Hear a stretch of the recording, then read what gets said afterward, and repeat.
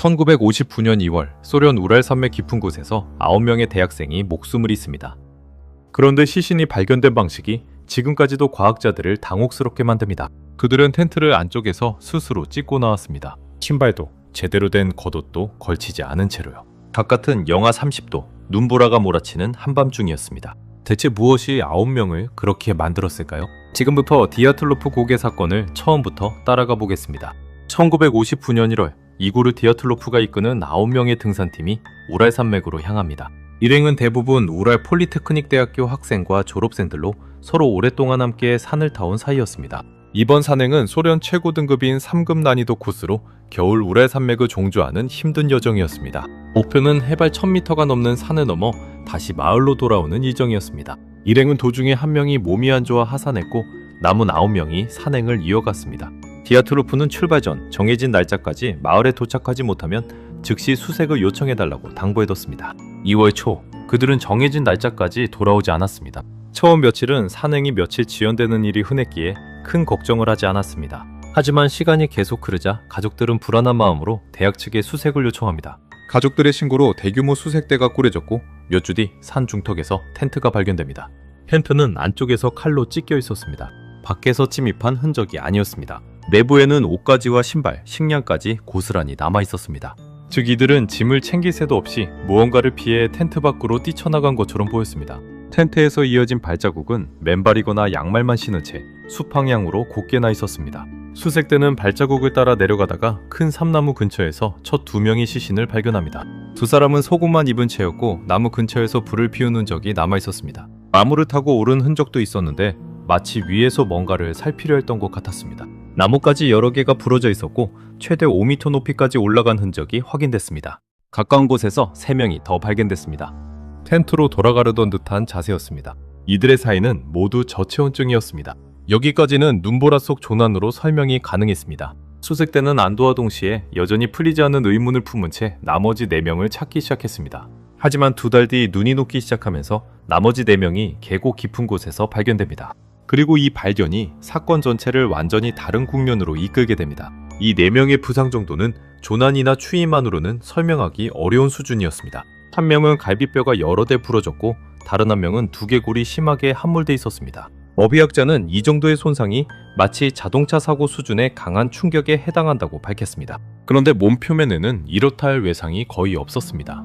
뼈는 부서졌는데 피부는 멀쩡했습니다. 일반적인 낙상이나 구타로는 이런 형태의 내부 손상을 설명하기 어렵다는 게 당시 감식반의 판단이었습니다. 더 기이한 점도 있었습니다. 한 여성 대원은 혀와 눈이 사라진 채로 발견됐습니다. 또 다른 대원의 눈썹 부위 피부도 함께 없어져 있었습니다. 이 부분에 대해서는 지금까지도 명확한 설명이 나오지 않고 있습니다. 일부 전문가는 계곡물에 의한 자연적인 부패 과정이라 추정하지만 완전히 합의된 결론은 아닙니다. 시신들의 옷차림도 예사롭지 않았습니다. 일부는 먼저 사망한 동료의 옷을 벗겨 껴입은 흔적이 있었습니다.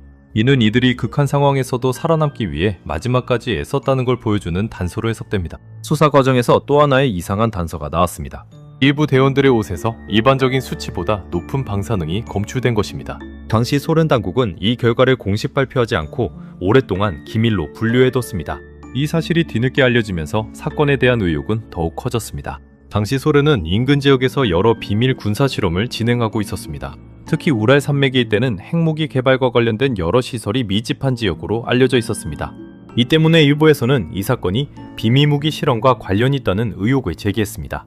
소련 정부는 이 지역을 사건 이후 한동안 민간인 출입 금지 구역으로 지정하기도 했습니다. 이런 조치들이 오히려 사건을 둘러싼 의혹을 키우는 결과로 이어졌습니다. 당시 소련 당국의 공식 수사 결론은 다소 모호했습니다. 사망 원인을 이렇게 기록했습니다.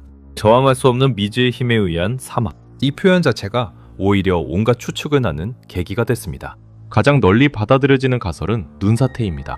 일부 과학자들은 특수한 지형 조건에서 발생하는 소규모 판상 눈사태가 원인이라고 설명합니다. 텐트 위로 눈덩이가 덮치면서 대원들이 공포에 질려 텐트를 찢고 뛰쳐나갔다는 겁니다. 실제로 2021년 스위스 연구팀이 컴퓨터 시뮬레이션을 통해 이 가설이 물리적으로 가능하다는 논문을 발표하기도 했습니다. 다만 이 시뮬레이션 역시 왜 시신 일부에서 눈과 혀가 사라졌는지까지는 설명하지 못합니다. 다른 가설은 인프라사운드입니다. 특정 바람 조건에서 사람이 들을 수 없는 저주파가 발생해 극심한 불안과 공포를 유발했을 수 있다는 주장입니다. 이 현상은 실제로 일부 지역에서 관측된 적이 있으며 사람에게 원인 모를 공포감을 일으킨다고 알려져 있습니다. 물론 비밀 군사 실험설이나 심지어 초자연적 현상을 언급하는 사람들도 여전히 있습니다.